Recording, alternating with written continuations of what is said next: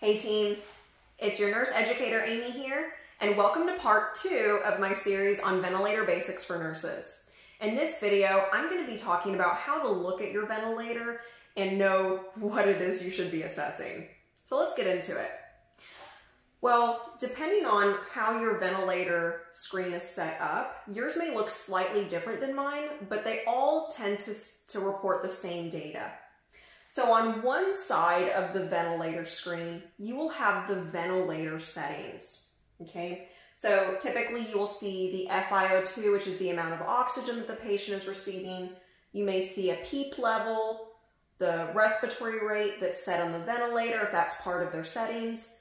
And then you may also see the tidal volume or the set pressure control based on the mode of the ventilator.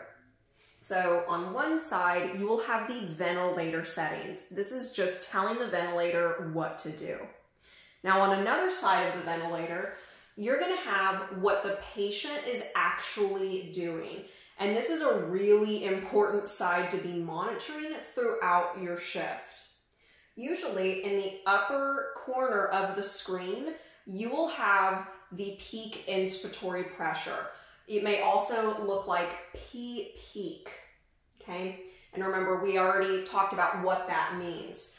But this is definitely a number that you should be monitoring frequently throughout your shift so that you can ensure that patient is getting all of that good oxygen that they need, okay? So then on this side, we have the respiratory rate that the patient is actually doing. So just because they have a set respiratory rate on the ventilator doesn't mean that that's going to be their actual respiratory rate.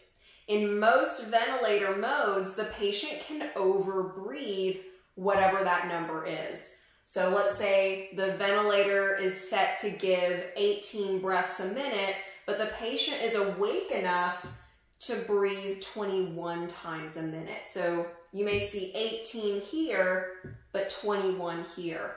And this is really important to monitor because if the patient overbreathes too much, that could interfere with the ventilator's ability to give them oxygen.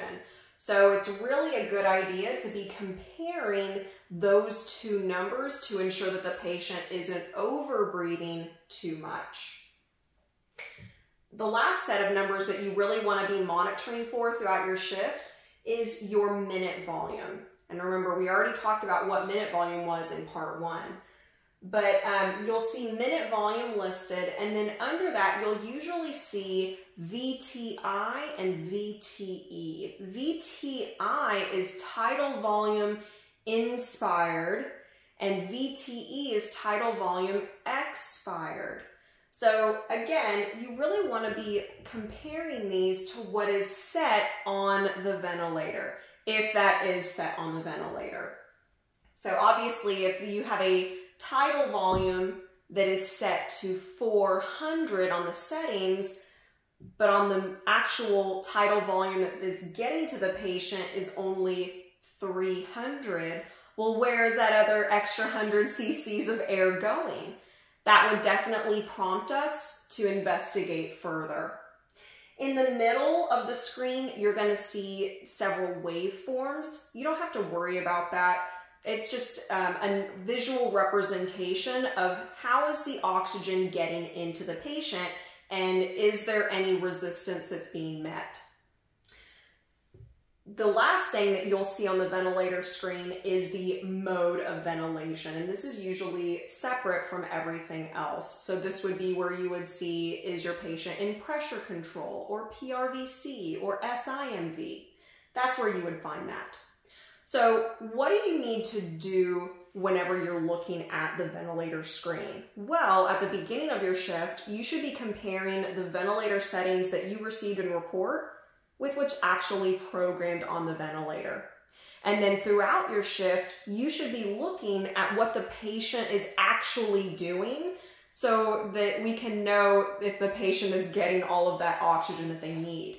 And if you ever see discrepancies with the settings, with what is actually getting to the patient, you need to notify your RT pretty quickly.